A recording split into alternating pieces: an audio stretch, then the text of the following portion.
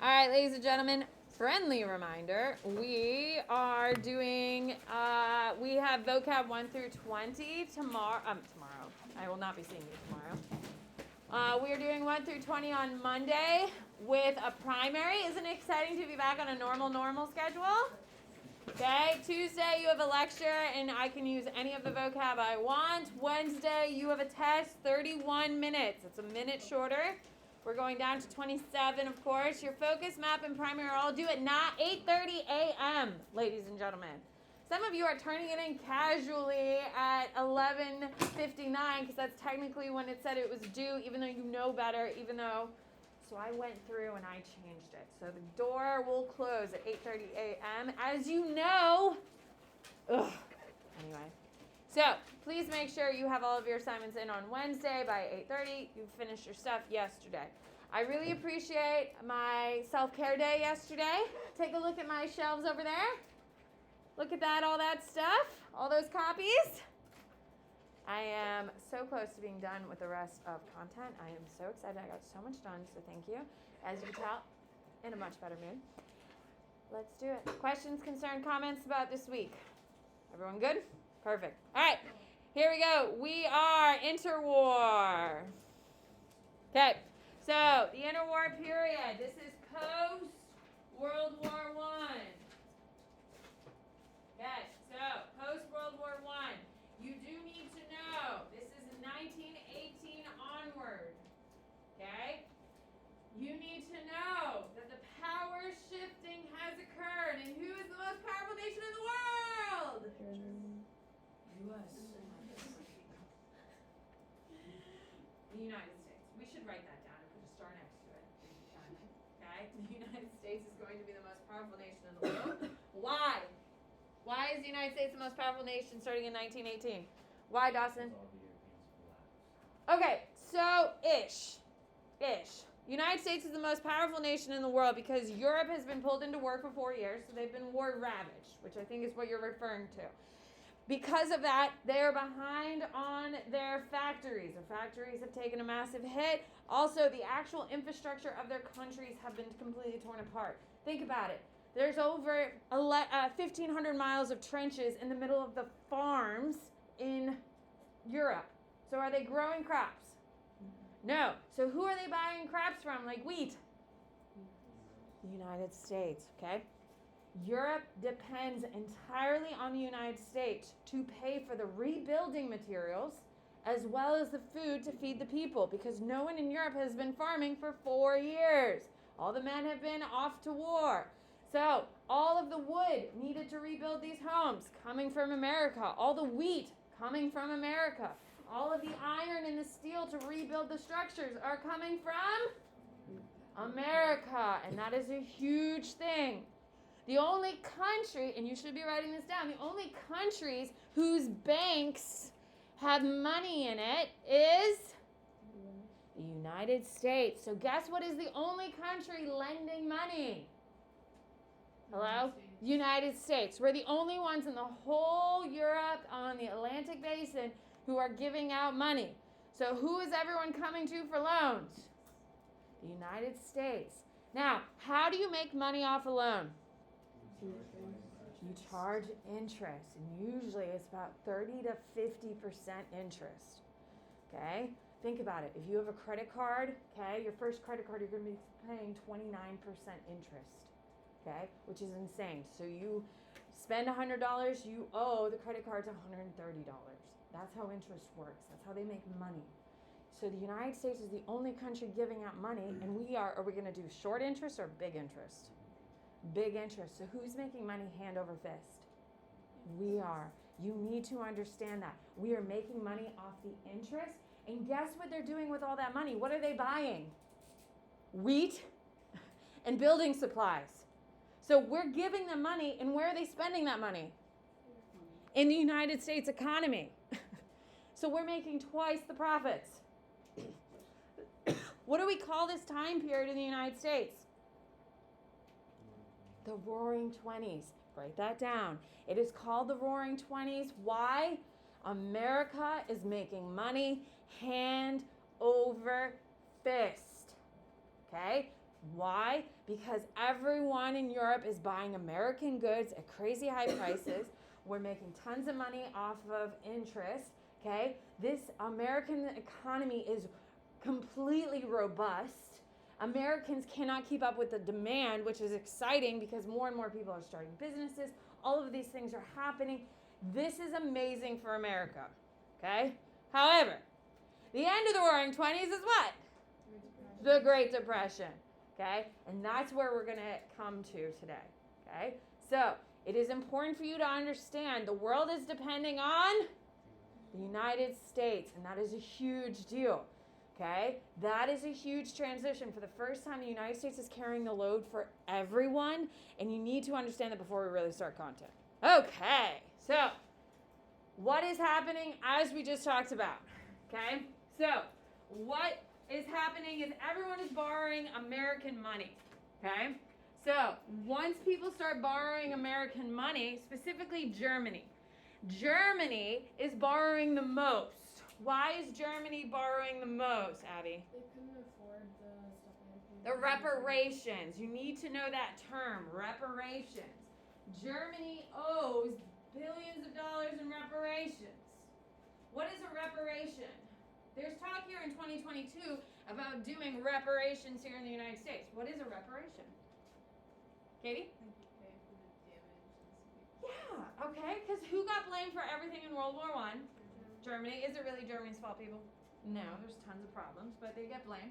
So they are supposed to pay billions of dollars to the rest of Europe as an I'm sorry. Well, Germany doesn't have the money, so who do they borrow from? The United States. So the money leaves the United States and goes to Germany. You need to write this down. Germany then pays reparations to England and France. Okay? England and France then take that money and go shopping where? In the U.S. because they don't have the wheat, they don't have the building supplies, they don't have all of these things. So the world's economy is completely dependent on Germany's reparations, ladies and gentlemen. You need to understand that. The whole world's economy is based on Germany paying these reparations, which they're borrowing from the United States to pay. Does this sound like a good system? No. Well, the problem is that the German economy, and this is what you need to write down, is going to crash once the United States stops loaning them money. Okay? So, the United States stops loaning them money after about 6 years, which you don't really need to know. So they stop eventually giving them money because the Germans can't pay them back. Can we agree? Mm-hmm. Okay? So, where does the Great Depression start? Germany. Okay, so Germany is the first country that falls to the Great Depression. What are the other countries that are going to fall immediately? France and England. Why not? Because they relied on Germany. Yes. See, it's a domino effect. Germany is the first one to fall because we stopped giving them loans. England and France are going to fall next because they're no longer getting money from Germany in reparations, so their economy completely collapses. Who is the third domino in this piece? The United States. Why do we fall? Well, if England and France have no more money to spend, what are they not buying? U.S. goods. Keep in mind, Germany is not paying back on its loan, so are we making our interest? No. So this is the staggering of why the Great Depression occurs. It's all based on reparations, and that is the biggest thing that you need to know. Okay, so when you are talking about reparations and the Great Depression, you need to put a double star and say inflation. You can always sneak through his room to get him. I was like, maybe I'll do that. Yeah, you But I wanted to see the faces. Oh, God. Okay, you need to know inflation is the biggest thing that comes out of this. Worldwide inflation. What is inflation? We're living in a time when we have the largest inflation in the last 40 years. Abby, what's inflation? It's when the money isn't as valuable as it was before, so you have to pay more. There you go. Like at the dollar store today in 2022, how much are the items? They're $1.25. Are you getting more items, or are you getting the same? The same items for $1.25 that used to only cost $1. That's inflation. You're paying 25% more, and you're getting the same exact thing. Keep in mind, the inflation during the Great Depression is like 300 times worse. Okay, I mean, for a loaf of bread, you need like 2,000 Weimar Republic bucks. Okay, you just need wheelbarrows worth of cash to buy bread and milk. Okay, inflation specifically in Germany. So which one is the hardest hit by all of this?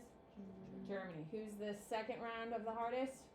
England and France. And then who is the least but definitely still affected? United States. So keep in mind that progression and the severity of it. Now, you do need to know that the Russians are also getting hit. And you need to know the Great Depression is really, really hard on the Russians for different reasons. Okay? Okay? You need to know that the USSR refuses to pay any of Russia's previous debts. That's a huge deal, because remember, the debts were taken on by the Tsar, and where's the Tsar today in 2018? He's dead. So they're like, screw that, I'm not paying those debts. And Lenin says, we're not paying it, and that's going to cause everyone to stop trading with them, and it causes their economy to crash. Okay. Overall, ladies and gentlemen, a couple other side effects to the Great Depression is you need, what ecological disaster happens here in the United States? Oh, come on, you must have read, huh? Market crash. That's not ecological. Oh, it's the agricultural and is it a decline or boom? It's a Decline. complete, Yeah. it's an overproduction. It's called the Dust Bowl. Yeah. Yeah, you know how, like, everything, the wind just blows through and blows. You need to write this down. In the United States, we have the Dust Bowl in the late 20s, early 30s from overproduction of land. Okay? Why? Listen and then write down. Okay? So think about it. For the first time in history, in 1918, the price of wheat is at the highest ever. Why? We're the only ones that have it. Europe hasn't been growing it in years, and what does everyone need? Wheat. So here in America, for the first time, you can make crazy money growing wheat. So what do us Americans do? Grow wheat. It is important for you to know wheat is very hard on the soil. It takes a lot of nutrients to grow wheat because inside wheat, it has tons of nutrients. Okay? So it pulls a lot of natural resources from the ground. For the first time, wheat is fetching huge prices because people in Europe are paying crazy high prices for it. So we as Americans, what do we keep doing? Producing wheat. We just keep farming. Instead of rotating fields and giving the land a break, what do we keep doing? Farming the land. Wheat, and harvesting it. Well, we deplete all the natural resources in the soil, and the soil, instead of being thick and heavy and dense, it becomes sand. Because we over-farmed wheat. Because of that, when the wind comes, what happens? Blows the topsoil off, and we've created the largest ecological disaster our country has ever seen, and also creates one of the largest food shortages in the history of the world. America! And why do we do it? Greed! We wanted to make as much money as we possibly could and as fast as we possibly could, so we overproduced. Which is why we have the Dust Bowl. Okay? So it's going to force, and you need to know this, it's going to force our Midwesterners to leave the Midwest. Where's all of our farming being done? In the Midwest. So we're having a huge decline. So not only are our banks failing, but our crops are failing. How is this looking for the American dream? Not good. All of these factors are layering on each other. And that is super important. So if America doesn't have a ton of wheat, how much wheat is happening in Europe? Very little.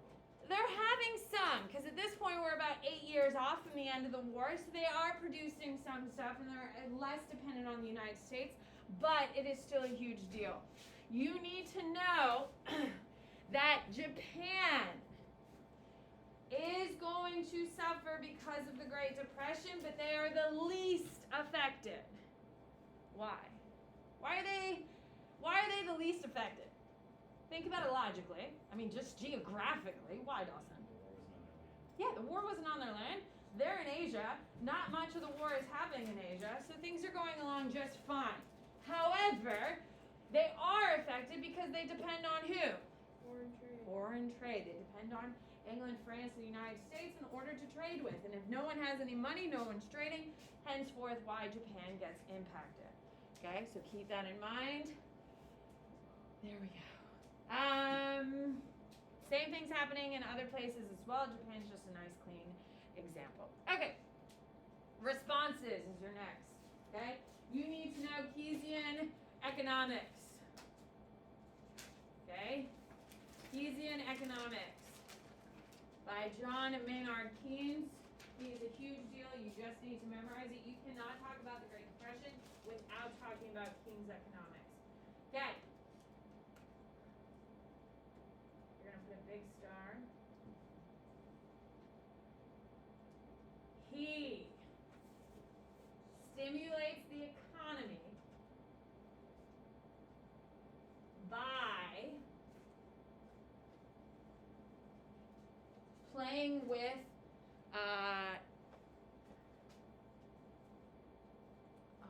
what is the word?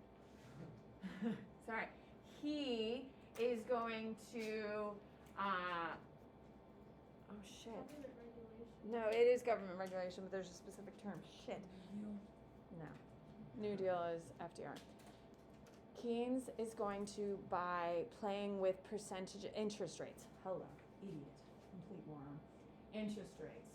So, he is going to decrease interest rates to increase businesses opening using loans. Okay?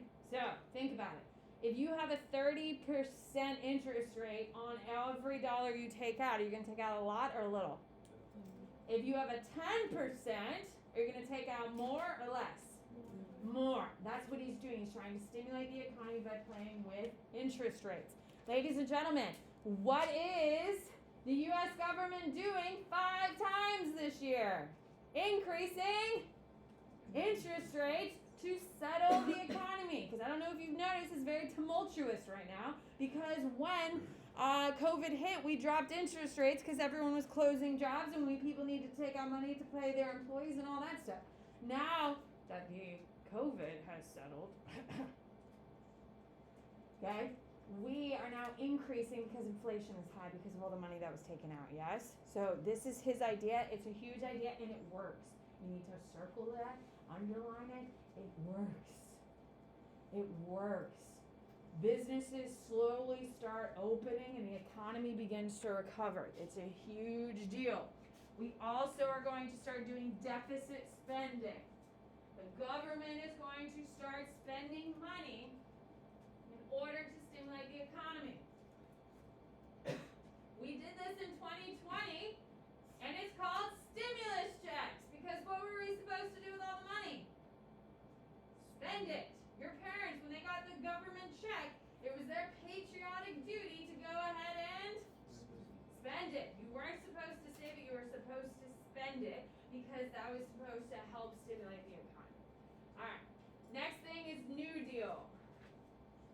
Okay, you need to know it's created by FDR. Okay, and it was based on 3 things: relief, recovery, reform. Relief, recovery, reform. Okay? The reform is fixing the banking crisis. Banks close because people are pulling out their money. Okay? And it's a huge problem. People also have a fear of the government at this point. Clearly the government's not succeeding if the whole country falls into a Great Depression, yes? So it's about building back trust. Here in 2022, is President Biden trying to build back confidence in the United States government? You could argue if it's successful or not. However, is he trying to? Yes, it's part of that recovery kind of process. All right. You do need to know that it is the New Deal that is going to get people back to work. Okay? This is where, for instance, we start building all of your interstates. Okay? All of your interstates get built during this time. Most of your bridges are being built during this time. If you look around Tampa and you look at infrastructure projects, most of them are coming from 1930 to 1939, and that's New Deal era. like the Platte Street Bridge, is from the New Deal era. You look at pretty much every bridge around Tampa, the train bridge that's no longer in use, that was built during this time period. It's just trying to get people out and working. All right, here we go. Impact on trade. Millions of people are out of work worldwide. Okay, millions of people are out of work, and every country puts high tariffs on trade. If you have high tariffs, are you promoting trade or backing away from trade? Backing away from trade. It's important that you know that. Trade is going to take a massive hit during this time because people don't want, like for instance, here in America, do we want to buy foreign goods or American goods? American goods, because if we buy American goods, that means Americans are at work making those goods that we're buying. Okay? So, by buying American goods, we keep businesses and jobs in America. And that's what every country is trying to do. So, it's good individually, bad collectively.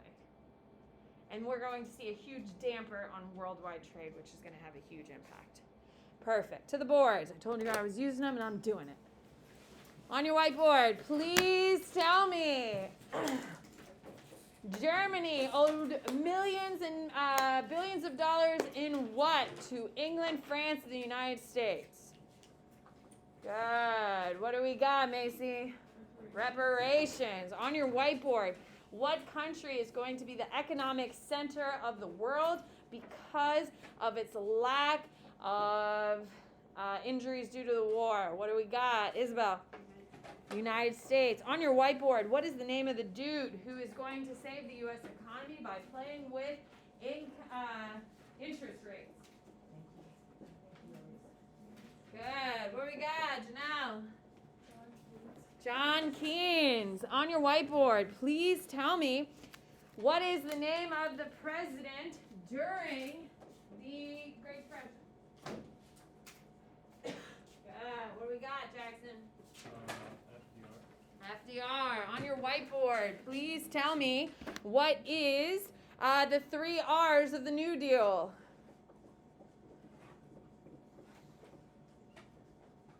Good. Elise. There you go. On your whiteboard, please tell me what country is going to absolutely refuse to pay back anything? Be careful. Be careful. I got a lot of wrong answers. What is it, Katie? It's the USSR. Ladies and gentlemen, if you call it Russia, starting in 1917 to 1991, you are wrong.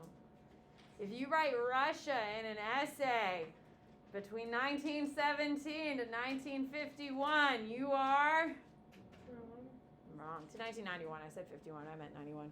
Okay? So, you need to be acknowledging the Soviet Union is going to be shifting into power. You need to be writing that down, and we're going to really focus on that in class so you can remember that when we get to our essays. On your whiteboard, please tell me, what country is the hardest hit by the Great Depression?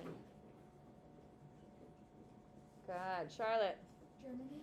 What country is the least hit? Good. What do we got, Sydney? Japan. All right, here we go. Okay. Political revolutions. Let's do it. Let's go back to Russia, aka Soviet Union. Okay. So, ladies and gentlemen, you need to know Lenin is going to be fighting in a civil war till 1921.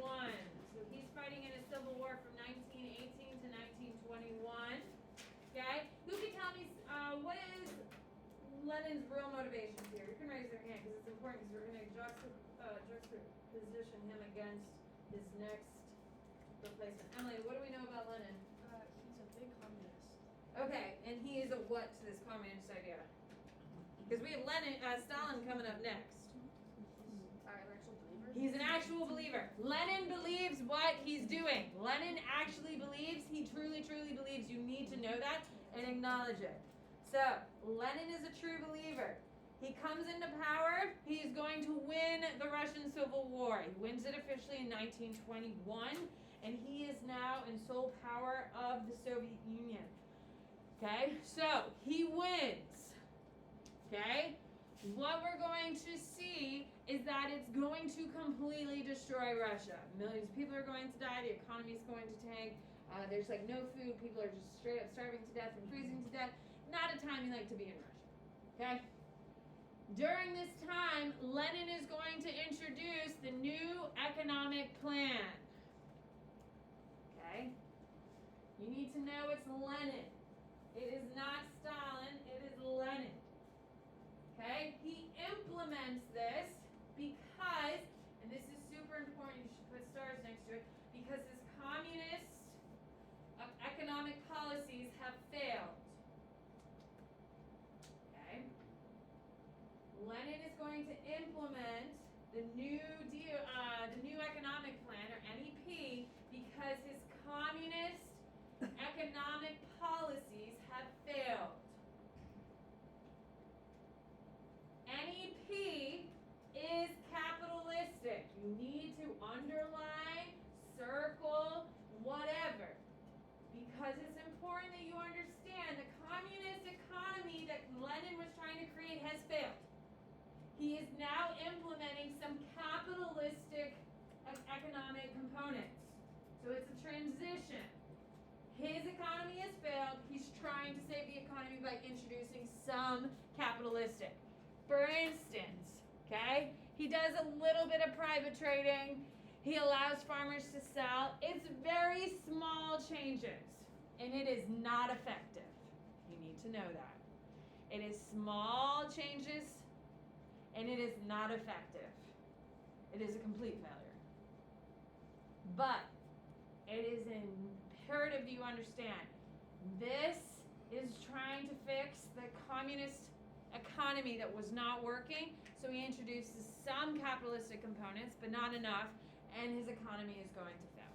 Okay, you need to know that Lenin dies in 1924. Isn't that so sad? You got everything you wanted, and he dies. Okay, after about a year of complete chaos and Stalin pretty much killing anyone who could have been thought of as the next leader, he becomes the leader of Russia. No, he literally kills everyone. And it's amazing, because like Stalin is like this like monster of a man, and like if you saw him, you'd be like, yeah, that's a Russian. He literally could pick people up by their throats and suffocate them while their toes weren't even on the ground. He did that to like 3 or 4 men, documented. That's amazing. That's like superhero moves. Isn't that cool? We know Stalin has killed about 70 people. We know. We know. We know. Think about all the ones we don't know. Insane. Moving forward. We know Putin has killed at least 10, by the way. We know. Moving forward. Don't get me started on Putin. Here we are. Joseph Stalin is the new leader of the USSR. You need to know, he is not a communist. He is not a communist, but exploits the communist system to make him more powerful. Does he call himself a communist? Does he call the Soviet Union communist? Yes. Is he doing anything that would actually support communism? No. But he's using the ideas in the frame in order to give him power. Okay. You need to know that he is going to take over the Politburo. This is important. You do need to know it. It's the legislative component to Russia. The Politburo is a legislative branch of the Russian government, and he takes it over and creates a dictatorship. So how is this for the people if it's a dictatorship? Yeah, it's just not. Okay, you need to understand that his Russia is not communist. Lenin, true believer, wanted communism, was failing, implemented a little capitalism. Stalin comes into power and he's like, I don't believe in any of this crap. First thing he does is the 5-year plan. You need to circle it, underline it. This is a huge deal. You can't talk about Stalin without the 5-year plan. The 5-year plan, ladies and gentlemen, is going to hurt Russia agriculturally. I couldn't come up with the word agriculture. That's not good. It's going to hurt Russia agriculturally because of collectivization. What is collectivization? What do you got, Dawson? Yeah, the government, everyone farms for the government distributes it. It's kind of communistic, yes? Okay? It is going to epically fail. The people of Russia are going to starve to death. And the farmers are going to get so pissed off, they're going to start burning their crops and killing their livestock. Epic failure. However, ladies and gentlemen, 5-year plan is super successful in industrializing Russia. You need to know, it is Stalin who industrializes Russia under the 5-year plan. So, just a summary. Millions of people are going to starve to death during the 5-year plan, but Russia is going to industrialize. Pro-con? Okay. So, you need to know, perfect. Okay, so 5-year plan, we're good on that. You need to know that Stalin used gulags. What? It's like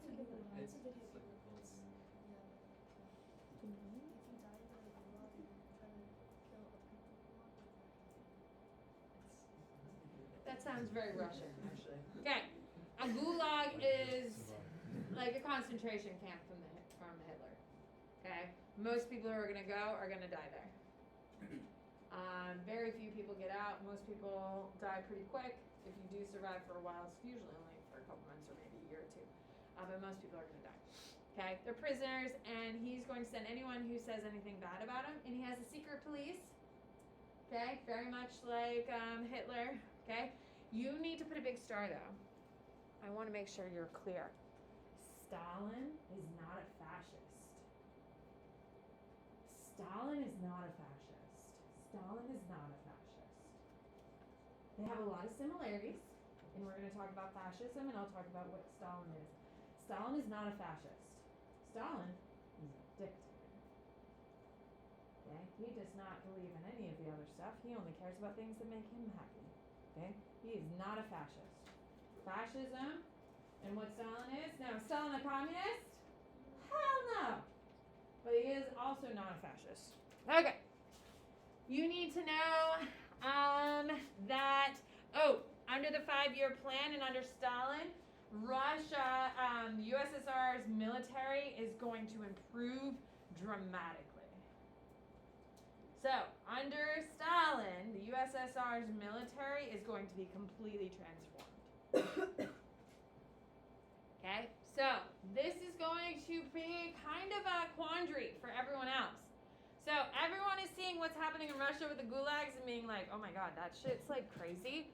But oh my God, look at what he's done to Russia or Soviet Union at this point. He's really transformed it. So do we hate him or do we like him? Everyone is completely confused. Okay? This is going to cause a huge intellectual crisis of, should we hate the guy? Are we supposed to be impressed? Is this communism in real life? What is this? Now today, hindsight, is it communism? Hell no. Hell no. He's just really good at managing a country. I mean, he also doesn't care about the value of a person's life. Now, keep in mind, everyone thinks Hitler killed more people than everyone else, right? Stalin killed almost 4 times more people. Okay? But the reason why we don't say Stalin is the worst is because we were allies with Stalin in World War II. Okay? So, we've always made Hitler the supervillain, yes? Look at all the people he's killed, all of this destruction. Well, Stalin's killed 4 times more people. Why don't we talk about it? Because we allied with Stalin. So we used to say nice things about Stalin in the press because we didn't want people to know the true atrocities in which he committed. Because the United States wouldn't ally with someone who liked that, correct? But we needed them. And here we are, kind of in a Cold War again in 2022. Isn't that fun? We came out threatening Russia yesterday. Did you hear Biden? He even slammed his hand on the podium. What do you say? Because Russia is about to invade Ukraine. Like, here's the line into Ukraine. And Russia's like, Why shouldn't we go to Ukraine? because, dude, if one goes, they all go. Same kind of thing. Putin really believes that he should have all of the countries that he lost during the Cold War. I mean, that's Poland, that's Czech Republic, that's Ukraine. So if we give him one, what's the next thing he's going to do? Now, we haven't started World War II yet, but Hitler only wanted the Sudetenland. And then he wanted the Rhineland. And then he's like, screw it, I'll just take all Poland. Yeah? So those are the types of problems we're having. All right, to the board.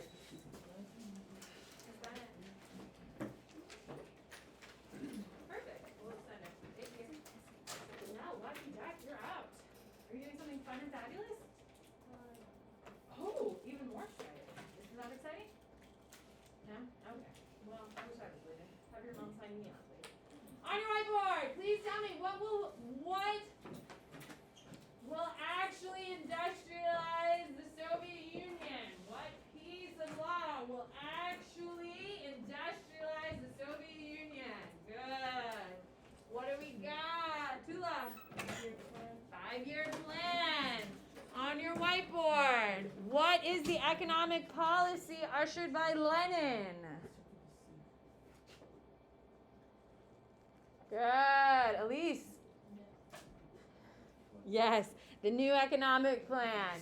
The new economic plan uses what economic principles? Good. What do we got? Macy? Capitalism. Lenin is a firm believer of what type of government and economic situation, Ava? Communism. On your whiteboard, please tell me who is going to replace Lenin as the second leader of the Soviet Union.